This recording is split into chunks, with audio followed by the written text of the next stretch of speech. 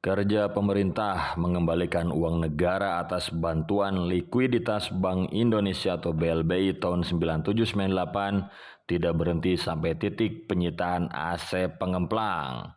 Negara harus melakukan optimalisasi aset tersebut melalui hibah kepada kementerian atau lembaga atau melakukan pelelangan untuk mengembalikan sebagian utang pengemplang dana BLBI kepada pemerintah. Tapi nyatanya, melelang aset atas sitaan Satgas BLBI bukan hal yang mudah. Aset tersebut belum tentu laku dalam satu kali lelang, seperti yang terjadi dalam kasus aset putra bungsu Presiden Soeharto, Tommy Soeharto. Pelelangan aset Tommy Soeharto dilakukan hingga pukul 12 Januari 2022. Nilai limit lelang yang diminta Kemenke sebesar 2,45 triliun dengan uang jaminan 1 triliun.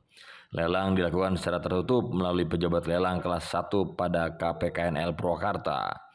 Namun, Direktorat Jenderal Kekayaan Negara Kemenke mengungkapkan aset Tommy Soeharto belum laku hingga masa lelang habis. Sampai batas waktu yang ditentukan, yakni selambat-lambatnya sehari sebelum pelaksanaan lelang, tidak terdapat peserta lelang yang mendaftar dan menyetorkan uang jaminan. Memang, penyetoran uang jaminan menjadi salah satu syarat yang diminta oleh KPKNL. Syarat-syarat tersebut bahkan telah diiklankan pada harian media massa beberapa waktu lalu. Uang jaminan tersebut mesti disetorkan ke rekening virtual account dengan ketentuan jumlah yang disetor harus sama dengan uang jaminan, serta harus efektif diterima KPKNL Purwakarta selambatnya 1 hari kalender sebelum pelaksanaan lelang. Apabila tidak dilunasi, pemenang lelang akan dinyatakan wan prestasi dan uang jaminan akan disetor seluruhnya ke kas negara. Karena lelang pertama tidak ada peminat, pemerintah memutuskan untuk melakukan lelang ulang atau lelang tambahan. Kendati demikian, jadwal pelaksanaan lelang masih akan didiskusikan terlebih dahulu. Adapun aset Tommy Soeharto yang disita Satgas adalah atas nama PT Timor Putra Nasional.